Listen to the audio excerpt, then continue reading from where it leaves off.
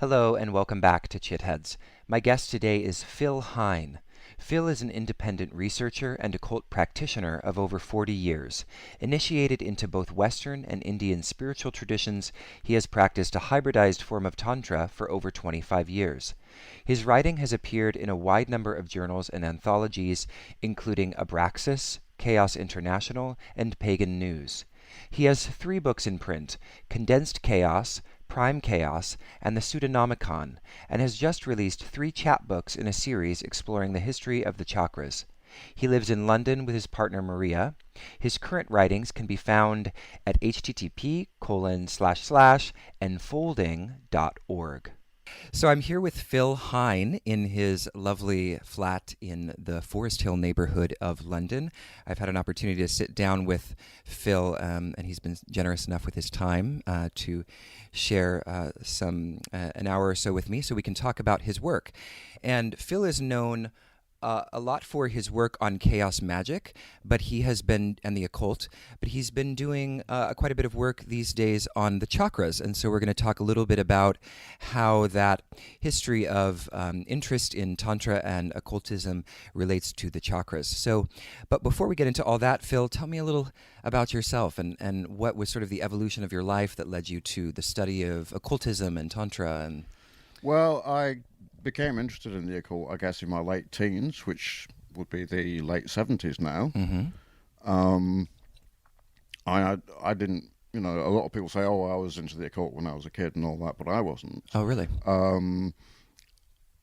I think what happened for me is I became really interested in Jung when I was in my late teens, and I was literally browsing through a local library looking at a book on witchcraft, probably looking for pictures of nude witches. Teenager. And I came As you do. As you do. And I came across a picture by an occult artist called Austin Osman Spare. And I thought, wow, that's really Jungian. So, what made it Jungian?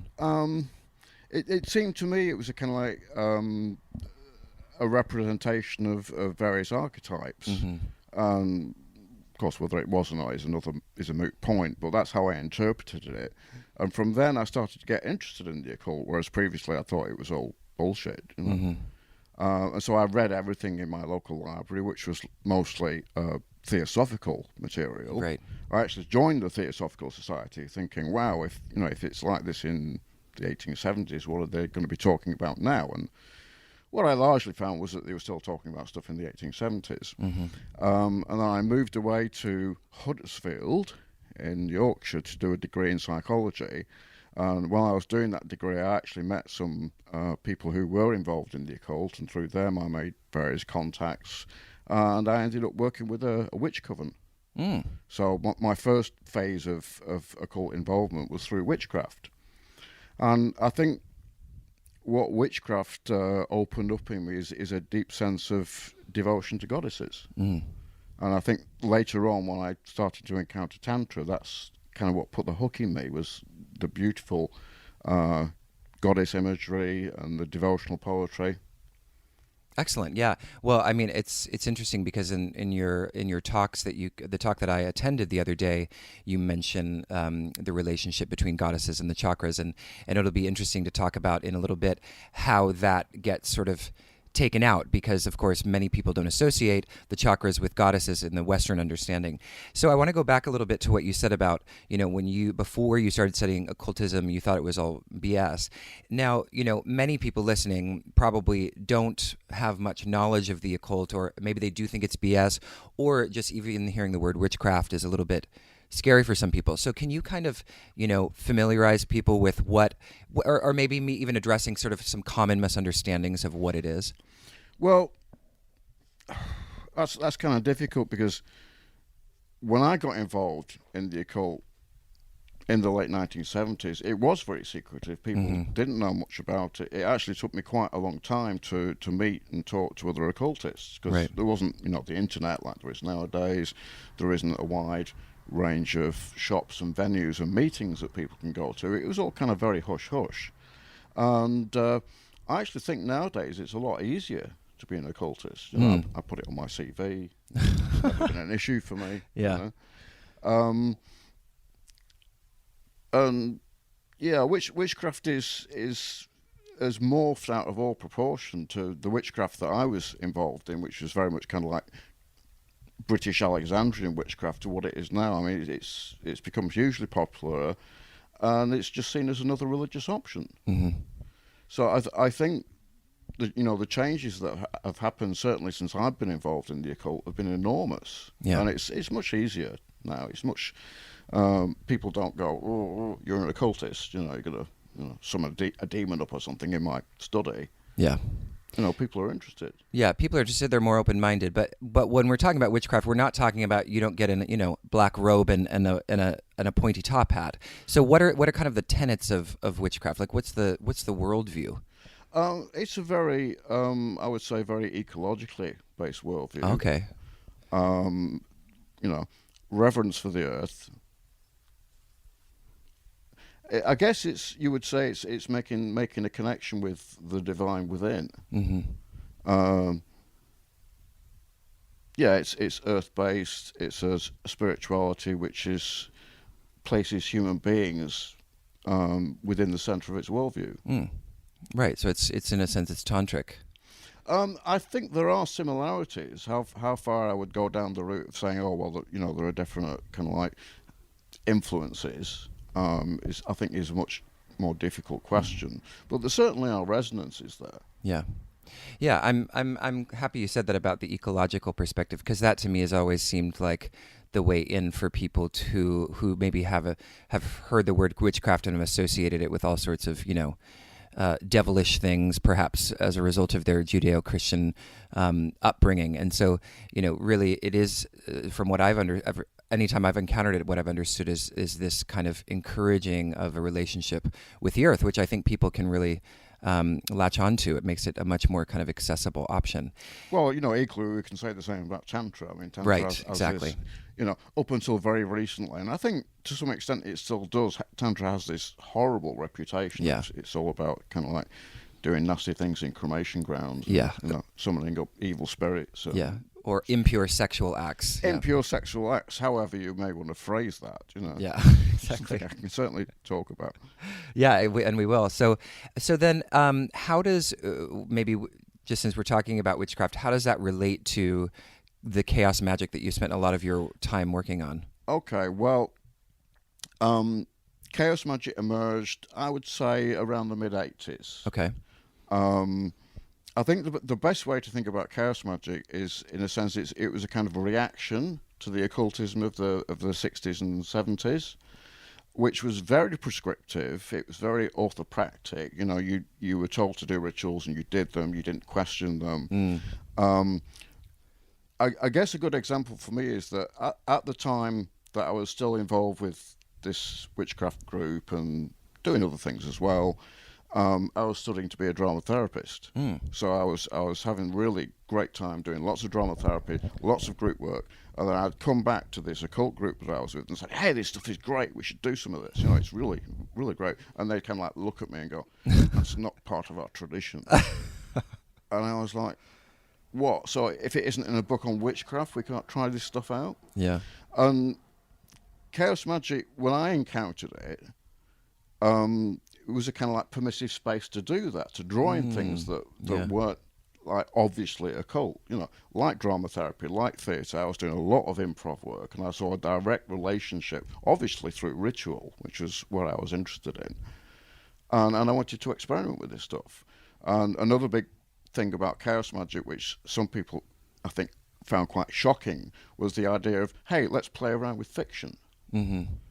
The idea in the late 70s that you could have a meaningful, if you like, magical relationship with something out of a piece of fiction rather than something out of proper mythology was a bit heretical. Yeah. And people started playing around with these ideas. And I saw chaos magic as a permissive space to bring things in from other areas that weren't kind of like obviously occult and integrate them into my practice. Mm. Right, so there's like a playfulness that's involved. There's a definite playfulness. Yeah. And I got really into this kind of like crazy chaos goddess called Eris, who's a very playful goddess, and we started doing all kinds of did a lot of street theatre with Eris in the 80s in some spaces. We started declaring people to be Erisian paipesses and giving them a ring and stuff. And it was very playful, yeah. Yeah. So how does the word chaos sort of play in here? Because I guess, as you're saying, playful, is chaos really referencing the fact that it's not sort of orthodox? It kind of allows. It's sort of the boundaries are permeable. Like, what exactly does the word chaos play into this kind of idea? Well, I think the word chaos signifies different thing for different people. Right. For me, it was very much about letting in a space for being humorous, for not taking your magical work very seriously, for bringing in playful elements. Some people got really into the whole chaos theory stuff and started getting very scientific, and we want to bring in things from chaos theory and what have you. And I was never that interested in science. I kind of interested in the history of science, but I wasn't really interested in making my magical practice scientific. Right.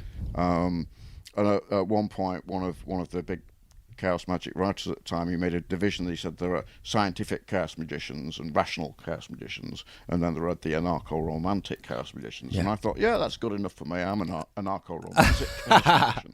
So is that partly because magic will work whether or not it's scientific? I think so.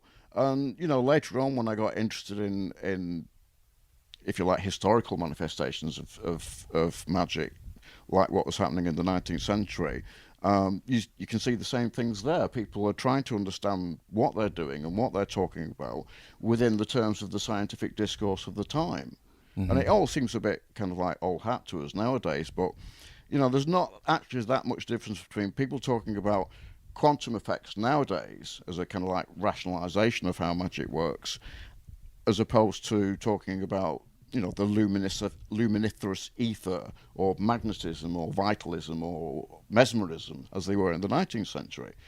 And my attitude is, well, do we need that kind of rationalization? Yeah. Because for me, the important thing about magic is it doesn't matter how you rationalize it. It unaccountably, it still kind of works sometimes. If you allow it to. If you allow a space for wonder and astonishment into your life, then you will get wonder and astonishment. Yeah, yeah. So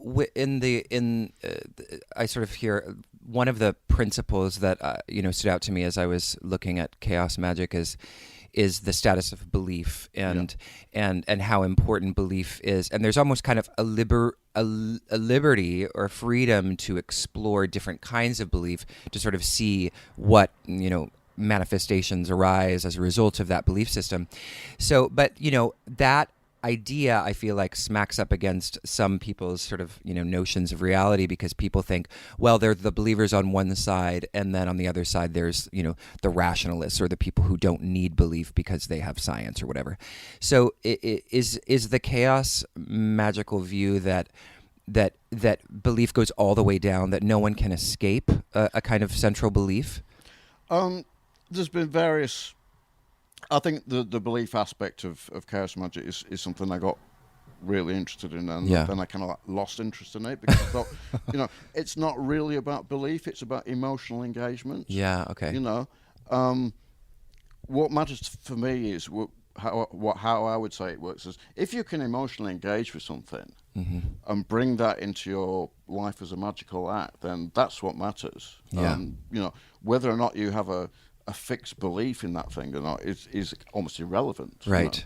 And chakras are a good example of this, I guess, because I had experiences with chakras and kundalini in the 80s, before I got involved with chaos magic, before I got involved in tantra. That's one of the things that put the hook in me.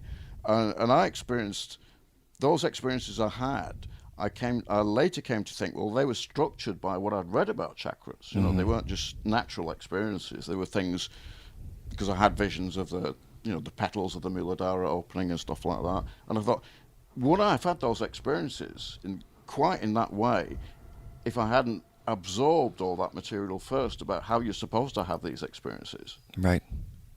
And you can train yourself, I think, to have different kind of bodily experiences, and for me this is a wonderful thing, because it shows the malleability of our relationships with our bodies, that it's not fixed, that we all experience our body in different ways. Mm-hmm. Mm. So I'm already starting to see the way in which this, segues nicely into your work on the chakras. But I'm kind of curious, just in general, for you, why was there any particular reason that you shifted away from your work in chaos magic? Was there anything personal that took place for you in terms of your own kind of trajectory? Well, I got interested in Tantra probably around the same time I was getting interested in chaos magic. Mm-hmm. What happened for me, I'd been on a kibbutz in Israel towards the end of 81 and into 82. I actually left Israel when the Israelis moved into Lebanon. Oh, wow. So just as a war was picking up. Yeah. And I ended up living in a little cottage in the Fens in Lincolnshire, pretty much on my own. I'm thinking, I really need a break from all this occult stuff. Yeah. It's kind of doing my head in. Just going to meditate and chill out for a while. And so I kind of created a space where I wasn't actually doing very much other than going for long walks and meditating. And suddenly I started dreaming about Kali. Mm. And I would have this repeating dream, like night after night, the same dream about Kali. And I was kind of like, what's going on? I'd probably read something about Kali because, like most people who get into the occult, you read loads and loads of books. I'd read loads and loads of books and managed to confuse the hell out of myself. So I just thought, I need a break from it. But I was having these recurring dreams about Kali. And I was like, how do I interpret this? What's going on? I had no way of interpreting it. I was completely cut off from any kind of network. And I thought, I want to know more about this. And so that kind of pushed me to reading some early tantric material. There wasn't a great deal around at the time. And also at that time, all the kind of what we now call neo-tantra, the sacred sex stuff was really kind of getting popular. Mm-hmm. So there was that. There was Sir John Woodruff's material, and there was what I would call Western takes on Tantra, which is kind of Tantra is really like Kabbalah, so actually let's talk about the Kabbalah and put a light dusting of something vaguely Hindu into the mix. And I didn't find that very satisfying. Yeah. I didn't find the sacred sex material very satisfying because, I was interested in sex, but I actually found a lot of those works really homophobic, and I was just exploring my sexuality at the time. Yeah. And they were saying things like, if you're a gay man, you shouldn't have sex, you should do yoga instead. And I was kind of thinking, expletive, deletive to that. But what I wanted was ritual. What I wanted was magic. And I felt sure that in amidst all this kind of stuff about Tantra, there must be a magical system. It's a religious system after all. Where's the ritual? Mm-hmm. And it took me quite a long time to actually fight through all that material and actually find the proper magic and the proper ritual in Tantra. And it wasn't until about 5 years later when I moved to Leeds, which was kind of Chaos Magic Central at the time, when I met somebody who was involved in a tantric group. He gave me an initiation after, checking me out we talked to each other for about a year just to make sure we were kind of simpatico with each other, and then he gave me an initiation and became my teacher for a while. So was this the tantric initiation? Was it was it kind of a westernized form of tantra? Or was it still pretty? Was it what we might? Because I feel like we've only recently started to see a burgeoning of knowledge about kind of Hindu tantra, because there's a number of scholars now that are fascinated and quite vocal about the work, as you know, of course. So at that time, was there here in the UK someone that was sort of aligned with that tradition, or was it more of a westernized version? I would say it was, if anything, it was hybridized because we are Western, obviously. We can't shut that out. Yeah. But this guy became my teacher. He was hooked in with this group. And the people who kind of started the group, there was two guys. There was a guy called Mike McGee, who runs a very popular site called ShivaShakti.com. Mm-hmm. And he'd been translating material of a wide range of tantric material since the early 80s, I think. Okay. And a lot of the teaching material in the group is kind of like Sri Vidya based. Right. So I would call it kind of Sri Vidya light. Mm-hmm. But there was also this other guy who was living in India, who was a white sadhu. He'd gone to India, I think, in the probably mid to late 50s, got himself various initiations, and he was kind of like involved in this kind of weird Western Eastern crossover mix. So it was a very eclectic group. Mm. But what happened was I got involved with that particular bunch of people, but at the same time I was involved in chaos magic and I was doing other things as well.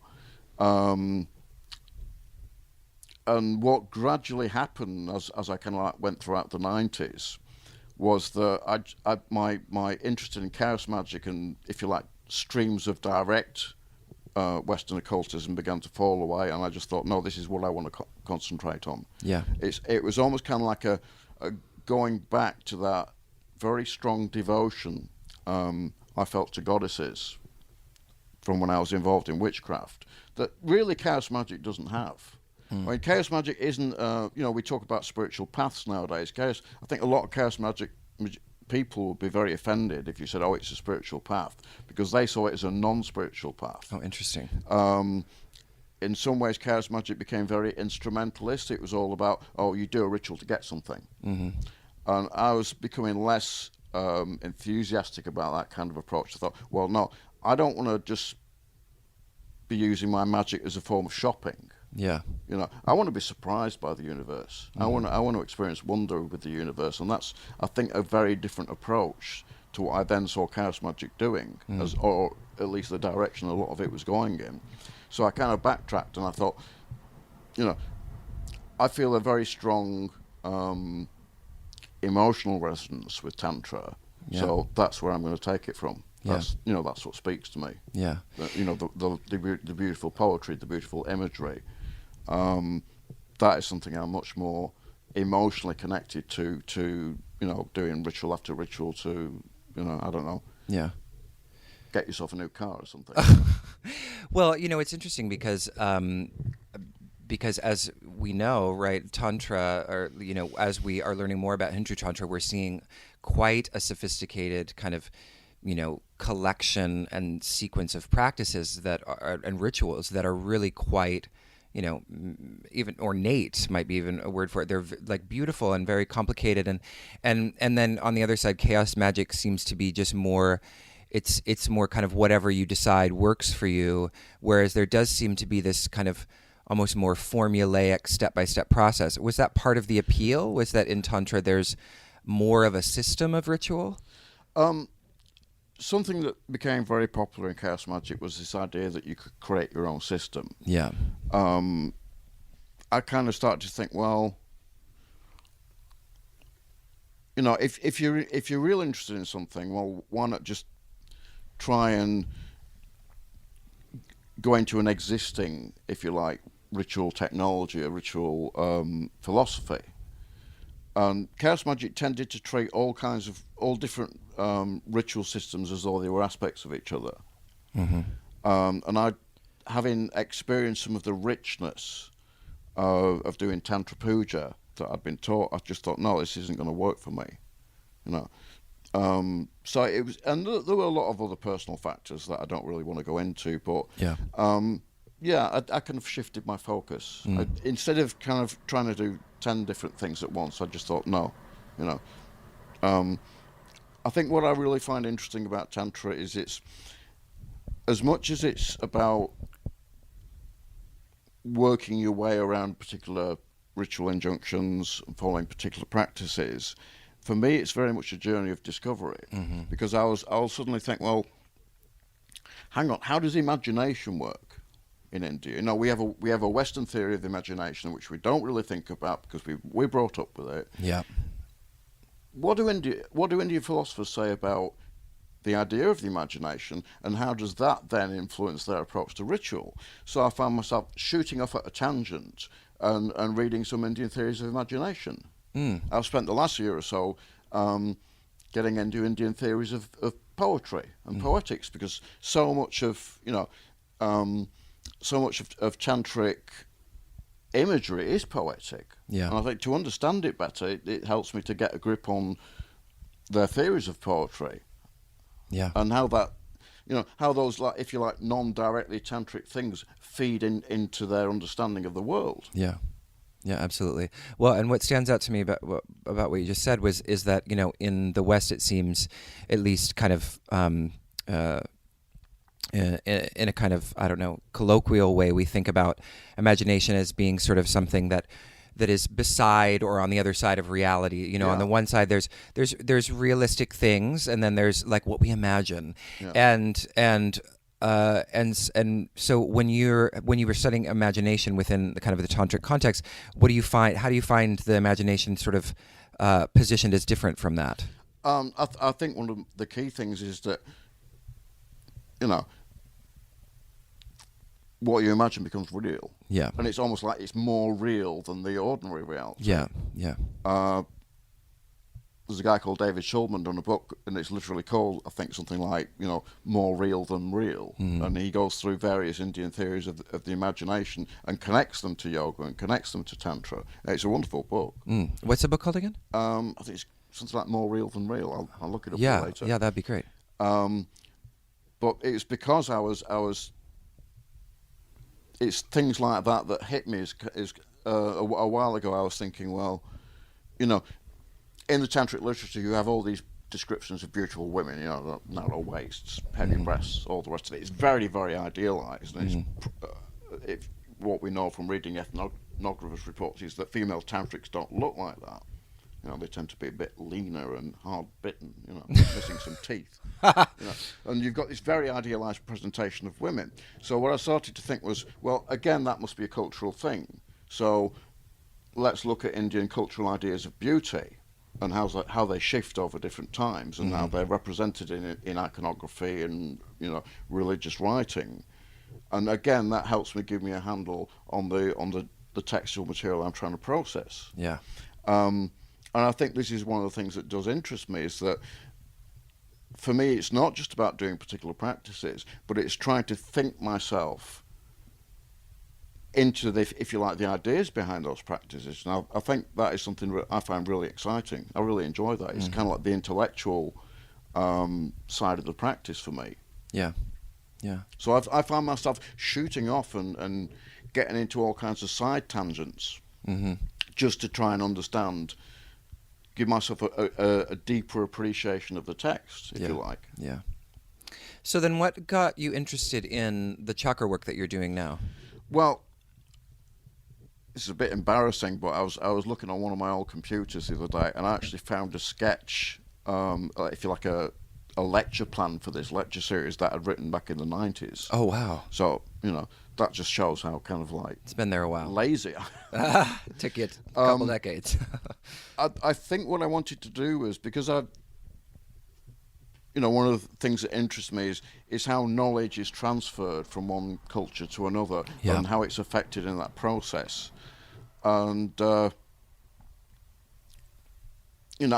started having arguments with people, I guess, about chakras, and they would say, oh, no, I've got 7 chakras in my body, I've experienced them, yada, yada, yada. And I was kind of like, well, come on, these are cultural constructs. Yeah. There are more than 7 chakras in some tantric systems, in some there are less. And people will get really upset because we tend to treat the chakras as absolute fact. Yeah. And I became really interested in thinking, well, where did this idea that they are absolute fact come from? Because it's certainly not there in the original tantric material. We have different chakra systems. There's a very late tantric lineage that doesn't have chakras at all. I find that absolutely fascinating. Yeah. But yet we treat them as fact. It's almost kind of like they're as factual as you having a spleen. Yeah. And people get really upset, in my experience, if you tell them that actually these, your experience is actually shaped by a particular set of historical processes. I think also our experiences of energies is shaped by historical processes, but that's not really something I've had much chance to go into. Yeah. Maybe when I write this material up into something longer, I'll probably do that. And I mean, I hear that, and I find that liberating because it means that there's a flexibility to the way in which energy can be experienced, which means that, the way that it's experienced now could be different if we cultivate the right conditions, and energetically could sort of experience a kind of energetic relationship with our environment, which of course is what the tantric tradition seems to be promising. But I like what you're saying about the chakras because not only do people see them as real and sort of concretely in your body, but that perspective also opens up.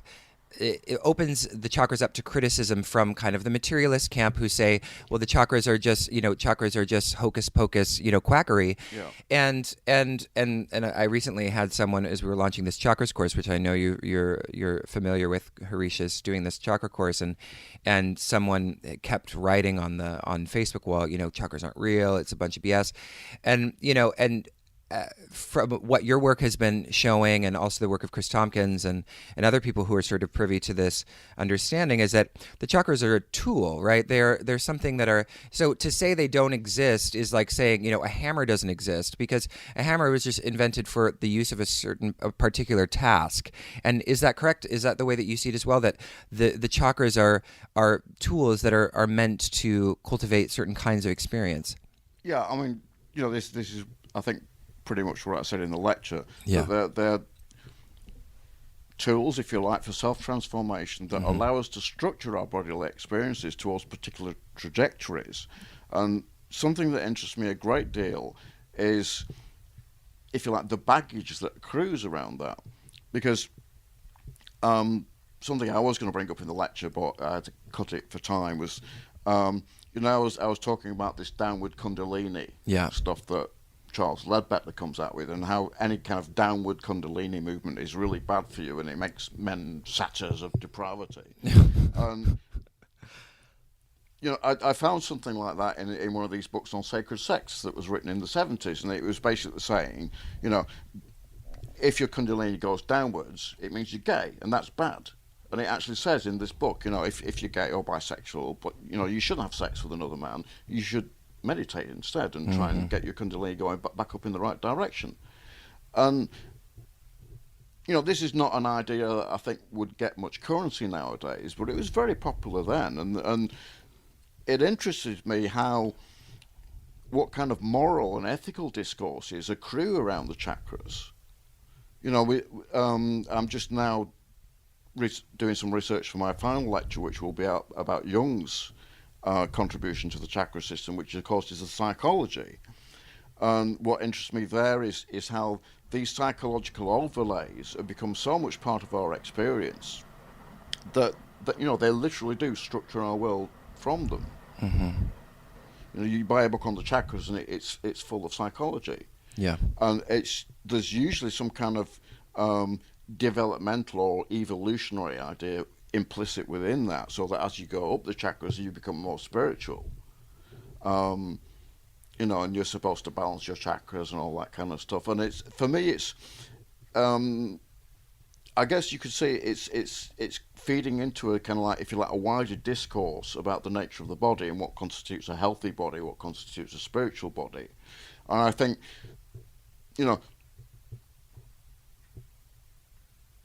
these are important questions for us, and our modern understandings of the chakras gives us a framework for dealing with that. But again, those frameworks have changed over time. So when we, we're talking about the downward kundalini, and that sort of reminds me of, this work that you're knowledgeable about as well with Christopher Tompkins. He likes to highlight that there's a downward and an upward kundalini, and that there was never not any. So in your kind of study of, so I don't know, just to sort of situate this conversation for those that are listening as well, I sort of see this as this conversation with you when we talk about the chakras as sort of filling in that kind of Western historical how we lost some of the things that Christopher Tompkins, for example, is highlighting as what has always been there. And so do you think that the loss of that kind of downward kundalini or the loss of that as sort of an understanding of the way that Kundalini moves is a part of this kind of almost puritanical or sex negative sort of westernized approach? I think it is. Of course, nowadays that has been reframed, and I think we're moving into a more sex positive relationship with the chakras. But again, it's the result of historical processes. We don't tend to think of it in those terms, but nevertheless, I think if you look at the earlier material and look at people like Ledbetter, who I think was actually more influential than Woodruff in promoting our current understanding of the chakras, and he's clearly saying that anything moving down the body is back into materiality, it's back into worldliness, it's back into the passions. That makes men a satire of depravity. That kind of really. That's really sex negative, and I think that's probably something that we've moved away from now. But I think it's important to go back and see those ideas were there. Yeah. Because, he's very much articulating a view of the body and a view of sexuality, which was very current at the time. And it was a huge question. Yeah. And what interests me about the chakras is not only just saying, people's understanding of the chakras has shifted from when we first had our first English language articles about them in the 1880s to nowadays, but actually looking at the wider social and cultural shifts that have happened, of which they're a part of. Yeah. So just to kind of point out something that I thought was really funny, in your in the lecture, you show how Ledbetter, and I kind of want to go back in a second to talk about who this guy was, and also Woodruff, who many people know as Arthur Avalon, the author of The Serpent Power. But I thought it was funny how in Ledbetter's image depiction of the chakras, you've got the chakras are generally seen in this kind of like central Sushumna Nadi, central channel kind of alignment. They're always centered down the body, and instead of the Svadhisthana chakra, instead of the kind of sacral or sexual chakra, you have the spleen chakra, which is off to the side. Yeah, that's great, isn't it? It's like sexuality has been displaced from the center completely. Yeah. I thought that was so fascinating because you do see chakras in other parts of the body that aren't in the central channel, especially when you're looking at other systems.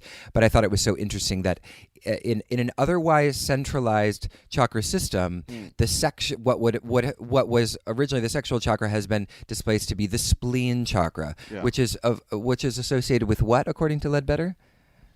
I think there's some splenic.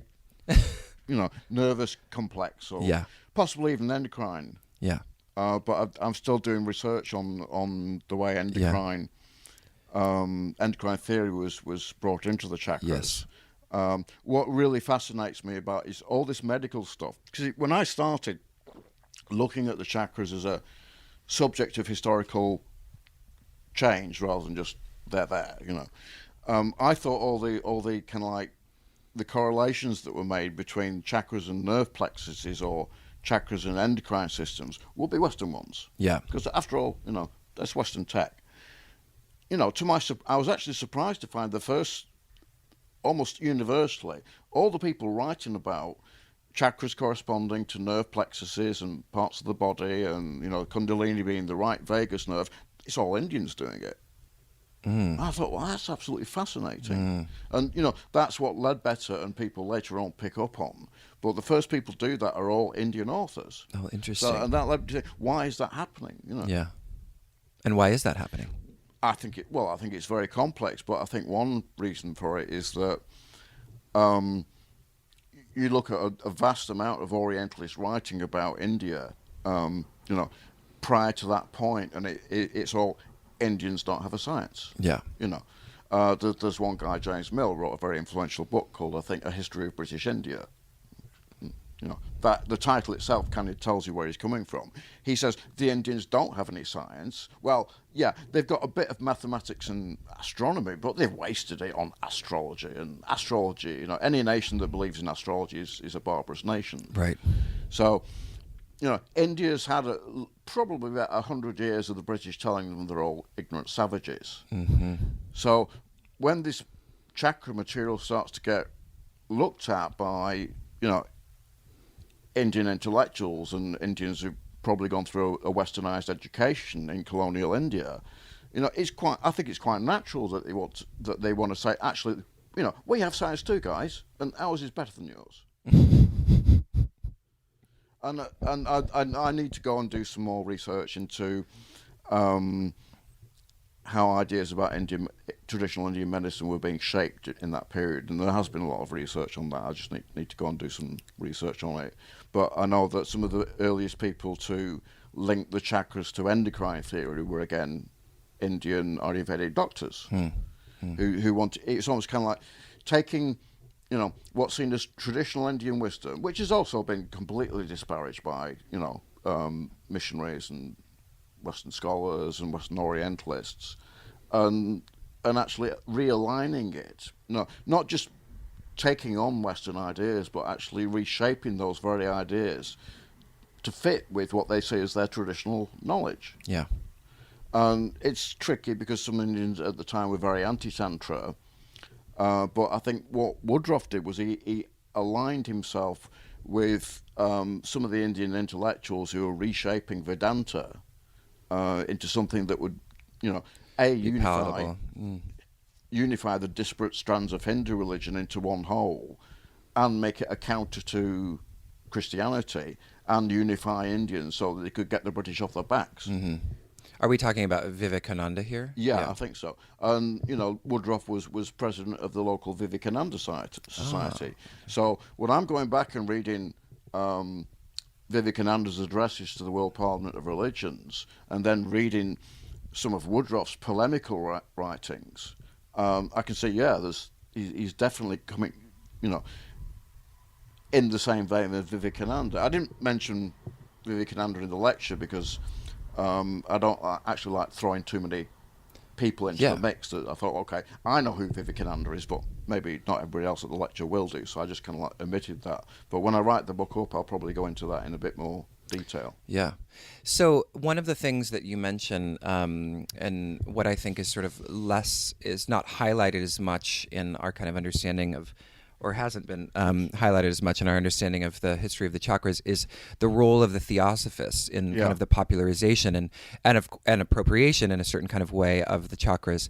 So what did the Theosophists do, and how do you see them as having kind of contorted the chakras in a way? I think one of the things we tend to forget about the Theosophical Society was just how huge it was. Right. I didn't know that before your lecture. I didn't realize how big it was. They were huge, and they had a huge publishing operation. Mm-hmm. They had printing presses in India. They had publishing outfits over here, and they were hugely important, I think, in disseminating, if you like, their interpretation of a lot of Indian material. Yeah, they were producing translations of the Yoga Sutras, various translations of other works, and probably some of the first people to do so. Because very much so. I mean, a lot of material that people say, oh, that's never been translated before. You actually look back and you find that some Theosophist was on the job. And I was very interested in seeing that the first English language articles we get about the chakras are in 1880. It's it's an Indian intellectual. He's a member of the Theosophical Society, and he does a translation of the Chakra Nirupada, Woodruff's famous text, in 1880. Wow. And okay, it's in a Theosophical magazine and not in mass circulation, but you can still see those ideas starting to percolate.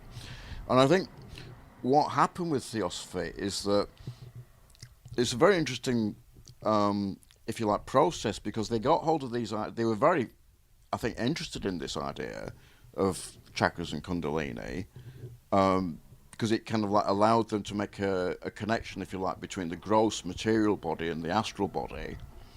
And at first they were very kind of like interested in Tantra, and then what happens is the people leading the Theosophical Society mostly kind of like get caught up in these anti-tantric sentiments, and it's almost kind of like, and at the same time as they bring chakras in, it becomes theirs. Yeah.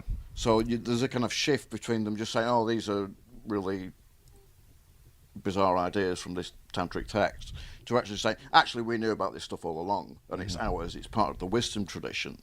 It's part of it's part of the theosophical this perennial tradition, which is the magical tradition that's gone down through the cycles of the ages and been transmitted by adepts through secret means. And what happens is almost the tantric and the hatha yoga texts that they're looking at almost get sidelined because they don't like tantra and they don't like hatha yoga.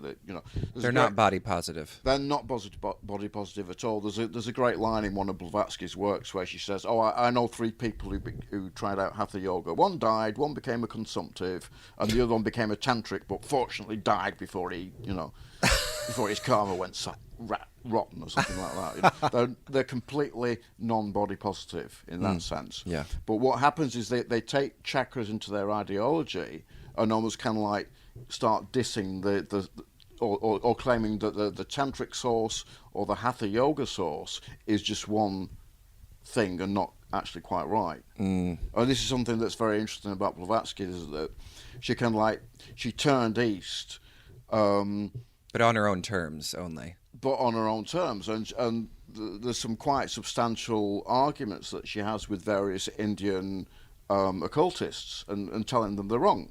Yeah. I know better because I have a proper lineage transmission, effectively. You'd find people nowadays talking about proper lineage transmissions and how important they are. And of course, Blavatsky made that claim, and because she could make that claim and make it stick, anybody who she saw as having an incomplete transmission got edged out. So her turn east was effectively to say, well, yeah, the theosophical wisdom does come from the east, but in the same way that Orientalists were saying, oh, well, India used to be great, but it's degenerated, she was actually saying pretty much the same thing. They've lost connection to their original wisdom, and it's up to me now to recover it. Oh, dear. Almost the same as people like Max Muller, who translated the sacred books of the East to reteach the Indians what their religion was. It's that same Orientalist impulse. Yeah. The white man knows better. And I think that's still something that we have to be very cognizant of when we approach Indian religious material like the Tantras. So there was still a colonialist. There was definitely a colonialist attitude in Blavatsky and the Theosophist sort of like approach. I think so completely, and I think that's there again in Ledbetter, because Ledbetter makes the chakras universal, and then at the end of his book he has a chapter on what the Tantrics say. And it's basically, oh, well, apart from all this religious stuff that he's not really interested, they agree with us. Yeah. And he's basically saying everybody has this universal experience of chakras. And I think it's with Ledbetter's book in 1927 that the chakras do become universal, but in that very Western sense. In the way that the Western white male appearance, white male experience becomes the default state for everyone else. Yeah. Apart from, racial differences, which he does go into a little bit. Yeah. So I want to talk about, since we are sort of talking a little bit about Ledbetter and we've mentioned Woodruff, can we just go through maybe a kind of abridged version of the talk that I attended last week? Yeah. So that we can kind of situate these people, because I think we're talking a little bit around them. So maybe we can just, who was Ledbetter? I mean, I think everybody probably understands that he was a Theosophist. And you, in your talk, talked about him alongside Woodruff, who you saw as, you sort of position these two as offering very different understandings of the chakras. So what were the two sort of understandings that they represent, and then what are the stakes in that difference for you? Well, Sir John Woodruff, a pillar of the British colonial establishment, a High Court judge, a very senior figure. For me, he emerges as someone quite radical. I mean, really radical, because he supported the Indian push for home rule. Yeah. His project was to, whereas at that point, certainly if you read a lot of the Oriental scholarship of the time and some of the Indian critiques of Tantra, Tantra was very much seen as something marginal. He wanted to bring Tantra back into the centre of Indian life and say it was absolutely a part of mainstream religious tradition. Now, I think he was doing that because of his, kind of like Vivekananda leanings and his affiliation with Vedanta as it was being reshaped at the time. But nowadays Woodruff is known as the father of tantric studies, and yes, people criticise him for his translations and for his various mistakes and so forth, and that's great. But at the same time, without Woodruff, I don't think we would have a tantric studies scholarly tradition with which to criticise him. Because he made tantra. He opened a lot of people's eyes to the idea that there was something in tantra, whereas most people just saw it as bacchanalian orgies and black magic spells. Yeah. And he tried to say, no, there is something worth looking at in these traditions. And as much as I'd said that in the lecture, I found Woodruff very difficult to read because I've read him in my early 20s. I didn't have the background. I probably still don't have all the background I would like to have to read him properly. And a great deal of it went off my head. Mm-hmm. And, my feeling with Woodruff's book, The Serpent Power, which came out in 1918, is that even at that time, chakras were a kind of hot topic, and there'd been a fair number of books written about them preceding his work, all of which tended to say, oh, well, chakras are directly related to nerve plexuses and so forth. And in fact, there was a couple of books written that just argued that chakras were just, like anatomical. Yeah. They had no spiritual function, really. And I think Woodruff's work is an attempt to correct what he saw as the mistakes that other people were blotting about the chakras, and also to try and situate it within his understanding of the tantric tradition. Now, how successfully he did that, I think you'd have to be a specialist to really assess that. Mm-hmm. I didn't really want to push into that direction because, again, I was very aware I was speaking to people who maybe, got some idea of what the chakras are, but probably don't want to see me doing textual comparisons between how Woodruff interprets a passage and how someone else interprets a passage. But I think, Woodruff's work was major. I mean, it's almost kind of like, you see this in a lot of Western Indian books that are written about the chakras, that they cite Woodruff as an authority, but don't actually look at the texts other than the ones that Woodruff cites. He became an authority, and he was very, very popular in India. And there's almost like there's this tension in him that he wants the chakras to be taken seriously by scientists, but he doesn't want scientists to just reduce them to the physiological. Right. So I think he's a very, very complex figure. Excuse me. Now, Charles Webster Leadbetter, his book came out in 1927. And the interesting thing about Woodruff, I guess, before I go into Leadbetter, is that Woodruff's wife was a theosophist, and a lot of his friends were theosophists. Yeah. And again, this was at a time when theosophists like Annie Besant she got elected to the head of the Indian National Congress. And the colonial authorities were kind of like looking at theosophists and thinking, these people are dangerous, we need to keep an eye on them. I think Annie Besant got interned by the British at one point. So again, having obvious links with the Theosophical Society wasn't altogether a good thing for Woodruff's career. Now, Leadbetter is someone different. Leadbetter, it's tricky talking about his biography because he seems to have made quite a lot of his life up. He seems to have been one of these very early mythologists. And if it wasn't for this guy Gregory Tillett who wrote a biography of him in 1982, I guess a lot of his mythology of his life would have stayed in circulation. He was someone who claimed a psychic ability and had an absolute belief in that ability.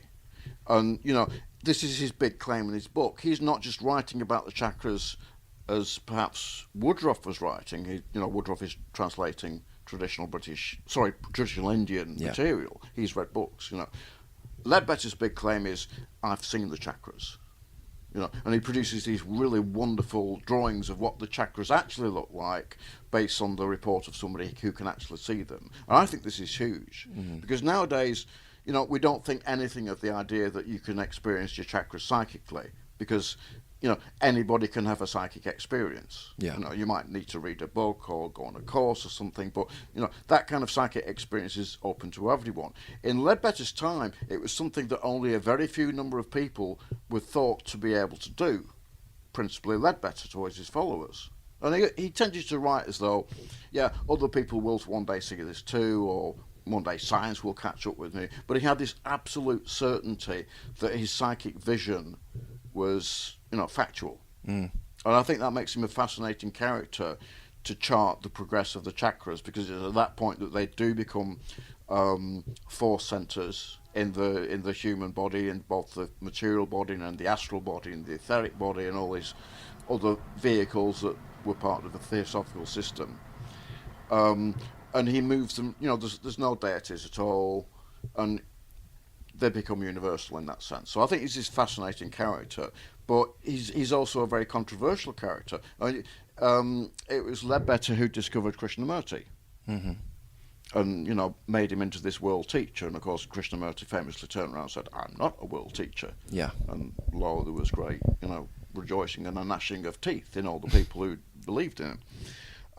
But he was also a very controversial figure because he was accused of sexual immorality with young boys. And if you go on my blog, http://enfolding.org, you'll find a very large treatment of those sexual scandals. So they kind of a four-part essay looking at the various scandals that have affected Ledbetter throughout his career. So within the Theosophical Society, he was this hugely controversial figure. Even now, people are kind of arguing about how much an effect he had on the society itself, because lots of people were really unhappy with him being in the Theosophical Society and left.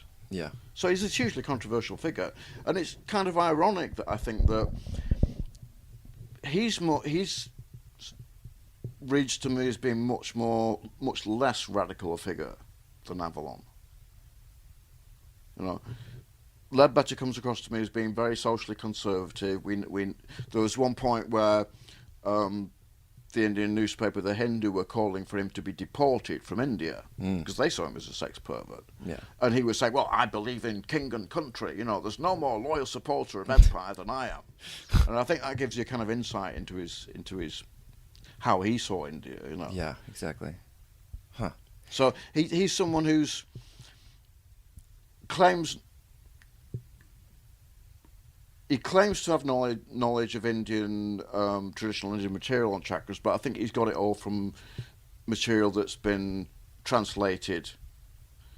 He wouldn't have read Sanskrit. He would have been reading things like the Shiva Samhita, which was, I think, first translated in 1897, and some of the other famous yoga texts were translated then. So he's kind of looked at all that material, but decided that his psychic ability, and he was also a great simplifier. So I think one of the advantages, if you look at Woodruff's book, The Serpent Power, 600 odd pages, you don't actually start getting discussions of chakra until about 200 pages in. Ledbetter's book's much shorter. Yeah. And it's also got these wonderful anatomical illustrations. And kind of trying to come back to it and read it, I guess, dispassionately, I thought, well, actually, I can see people finding this a much easier work to assimilate, because it is very easy. He doesn't go into any abstract Vedantic theory. He doesn't try and use lots of Sanskrit words. It's much more open to somebody who's coming from a general background of that time. And, the book's been in print ever since, as has Woodruff's, of course. But I think Ledbetter has had much more of an effect in shaping contemporary ideas about the chakras. It might just be a thing on just as simple as Ledbetter's more readable. I still struggle with Woodruff, because he's like, bit of explanation, lots of Sanskrit terms.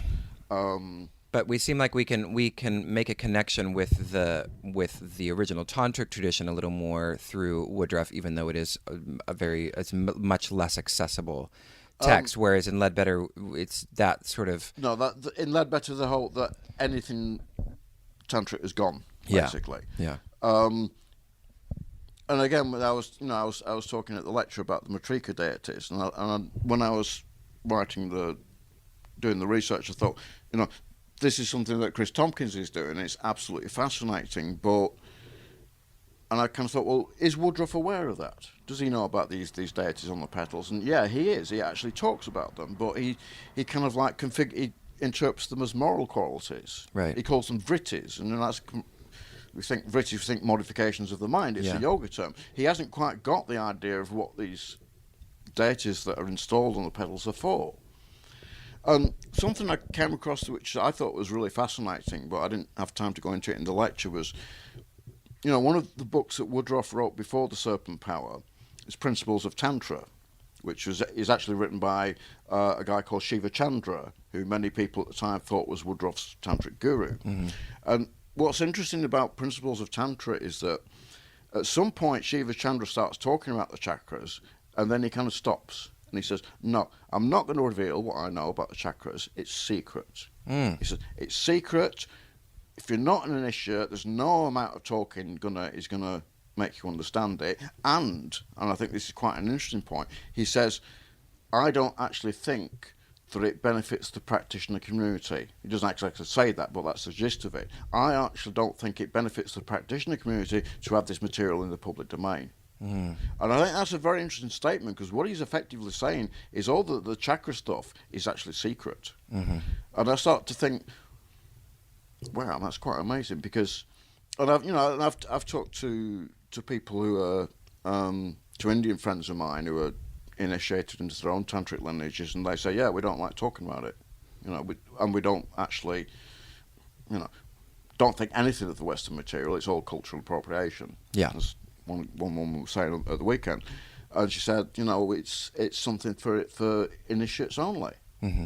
And I think, again, that's something really interesting. And I think, to his credit, Ledbetter actually does go into this a little bit, because he says it's natural for us to want to have these experiences, but his advice, as I said in the lecture, is to wait. Mm-hmm. Wait for an inner planes master to turn up and tell you you're ready. And as much as we can laugh at that, I think he's actually not making a bad point, because we do, chase after a lot of spiritual experiences that maybe we're not ready for. Yeah. And we do want, I think we do have a tendency, particularly in the industrialized part of the world, to want, the knowledge of the non-industrial part of the world, or we want things that were previously known as secrets. Yeah. And I think that brings up a huge discussion about whether it's actually appropriate for us to have that information. Yeah. I remember years ago I was corresponding with some Sri Vidya guy who was living in Varanasi, and he said, well, we're having a good conversation, I like you, you're a nice guy, but when it comes down to it, you're not initiated. So, there's only a limited amount of stuff I'm willing to share with you. And I was kind of like really offended by this. And then I thought about it and I thought, well, okay, yeah, fair enough, Yeah. Well, which is why I kind of describe my approach to Sri Vidya as Sri Vidya light. Yeah, yeah. Because I know I'm never going to be able to do it properly. And I don't really, that's not really an issue for me anymore. What I'm doing, if you like, satisfies me to a certain extent. I find it very emotionally very engaging. Mm-hmm. It won't be the proper thing in the way that somebody might be doing it in India, but that's kind of okay for me. Yeah, and I feel like I think one of the ways in which we sort of misunderstand the secret practices is that we've lost, I think, in the West kind of an appreciation for the power of initiation, or what we would call diksha, right? And just how the coherence of a practice only can be activated within the context of a particular ritual with a teacher, with an initiatory guru or teacher, and that seems that is always what my teacher tends to highlight. I mean, he doesn't necessarily say we can't talk about these things if they're secret, but just in the maybe he does, but I just sort of think in general, even in traditional Western education. There are certain things that you don't teach, in kindergarten. Yeah. You don't teach them in first grade. And, the kindergartners aren't running around like, tell me what you're going to tell the seniors in high school. No, there's this sense in which, you understand that there's a sequence. Yeah. But in spiritual, it seems like in Western spiritual communities, we have this kind of like egalitarianism where we should have access to everything. And it's all sort of it's kind of the salad bar spirituality where I get to take this and I get to take that, and how dare you tell me that I can't have this because I am in charge of my own spiritual life. And so I think there is kind of and you even said in your talk, someone asked you about the importance of a teacher, and you said, I do think that it's important to have a teacher, because there's certain things that become activated. There's certain things that you can only experience within the context of a certain kind of relationship. I think the relationship part of having a teacher is really what counts. Yeah. I mean, I used to go and see this when I was more heavily involved in the Western occult scene. I used to have this like old guy. I used to go and see him. I was probably in my late 20s. He was in his late 60s, and he was great for me because, and one thing he used to say is, I'm not your teacher. He said, I'm just an older brother, I've been doing this stuff 40 years longer than you have. I'm not trying to teach you stuff, we're just having a conversation.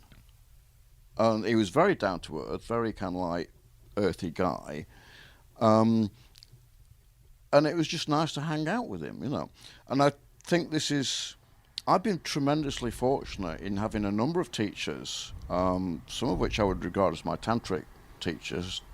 Now, if you want to get into questions of lineage, that's a big issue, but maybe other people wouldn't recognise them as proper teachers. But then what's been important for me is just having that relationship with somebody who is willing to let you babble all kinds of madness at them because you've done a ritual and it's blown your head away. Yeah. Who is willing to let you ring them up at 3 o'clock in the morning crying and say, I'm freaking out, and they just go, oh, just, breathe deeply, Phil, it'll go away, Be down to earth when you need them to be down to earth. I actually think that's something that's getting progressively harder and harder to do, to have a one-on-one relationship with somebody. I think so too. It's much easier to do it over the net nowadays, and I know there are people who are doing very good work on the net through mediated sites like Embodied Philosophy. Thank you. But finding somebody who's willing to give of their own time with you and sit down with you and nurse you through your mad moments and calm you down and say, well, maybe you should look at this, or maybe you shouldn't be doing this because it's fucking you up, Yeah. I think that's something very increasingly rare. And if you can find somebody like that, and I used to say to people, look, it's the whole thing about the guru for me, it's a kind of friendship. It's a very intense relationship. It's almost like a love affair without any sex. Yeah. And it can get that close, I think. Yeah. Yeah, I think you're right. And we see, we can see evidence of this in some of the descriptions of tantric initiations, where it's not ritual based, but it's about the passing of a kind of feeling.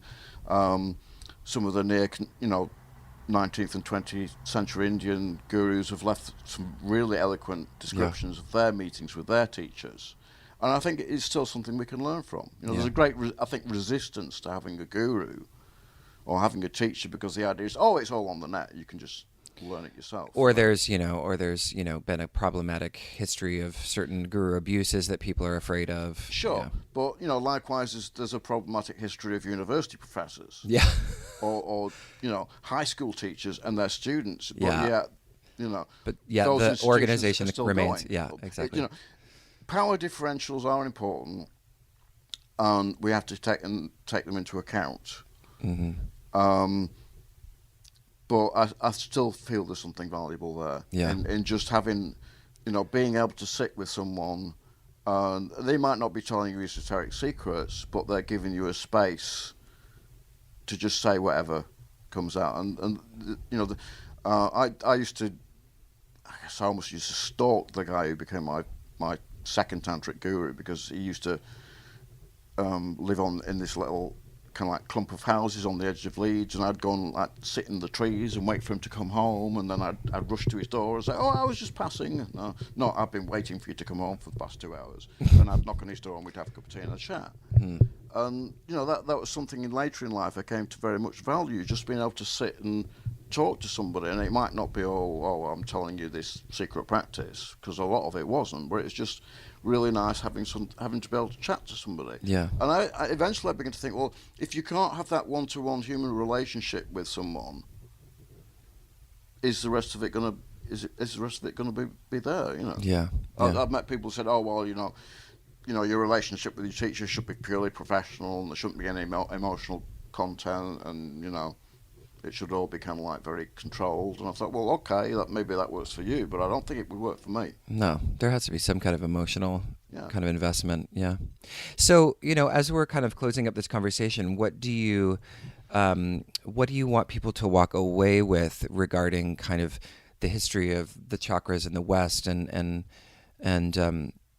just kind of some closing thoughts about where your work is going, and sort of what you see to be what are the stakes for us in really understanding and grasping this history of how the chakras were transitioned into the West and evolved here.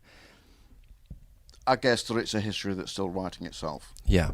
And it's possible that if we come again, if somebody has that conversation in 50 years' time, we might have a completely different understanding of chakras now.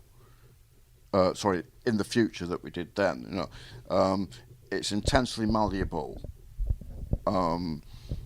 It ping-pongs back and forth. I mean, I think now the best, one of the most useful ways to think about chakras is that they've become transnational, if you like. Yeah. It's almost as if the what's there in the original tantric material almost bears no relation, apart from the word chakras, to how we think of them nowadays. And that is something that's happened over quite a long period of time. I'm going to be really fascinated to see what happens when Chris Tompkins' work actually gets into the wider domain, because I think he's going to rock a lot of boats, and possibly even upset a lot of people, or upset a lot of, if you like, received wisdom that we've become entrenched with. And I think this is almost true of any kind of like thing in the West now that we take as spiritual but factual. It has a history. There are elements of that history that are not always nice, in terms of things like colonialism and its effect. But I think, for me, the power of doing this kind of cultural historical research is it kind of like frees you up. Mm-hmm. It gives you certain malleability. Just because it says in the book that you should experience a chakra like this, you're not actually fixed to do that. Yeah. If you want to add chakras or remove chakras, if you want to come up with a queer understanding of chakras, there's a space to do that.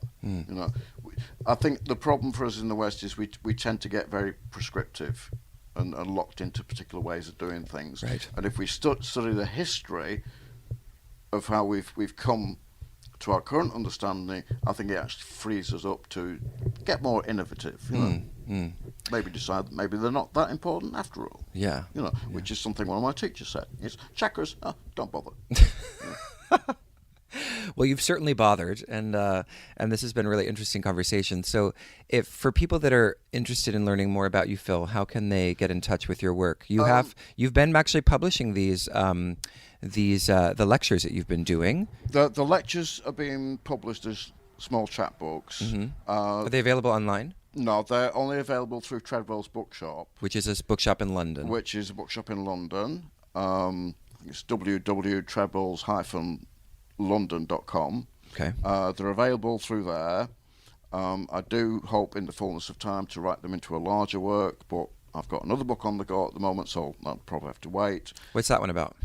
That's going to be an anthology of what I consider to be my best writing over the past 30-odd years. Oh, excellent. And it's going to have a section on Tantra, and a section on sexuality, and a section on chaos magic, a section on this and that and the other. And anything that I think is worth bringing back into the public domain, plus some kind of autobiographical context. Excellent. And I'm hoping to get that to my publishers probably for about the end of the year. So, and my main blog is http://enfolding.org. http://enfolding.org. Yeah, Okay. and that's mainly what I use to write about what I find interesting in Tantra and theosophical material. So it's some practice and a lot of history and a lot of wackiness. Excellent. That is my current interest blog, and sometimes I get other people to write for me too. Awesome. So then, for anybody that is in the London area, you're doing one more lecture on the chakras, and that's going to be what date is that? That's going to be on June the 14th, and that's going to be looking at the influence of Jung on the chakras. And there will probably be more lectures. Excellent. Because Treadwell's is the main place where I do my lecturing, and it's a great place. Yeah, it is a great place. It's I definitely highly recommend it to anybody listening. Treadwell Bookstore. It is in the neighborhood. It's near Russell Square. Yeah, it's Store Street. So the nearest tube station is Good Street. Good Street. Bloomsbury, effectively. Bloomsbury, okay. Yeah. Excellent. So check that out. June 14th, 2018 is around the time we're recording this podcast. So if you are listening to it before, then make sure you show up to meet Phil in person. Great. Okay. Thank you very much. Thank you, Phil.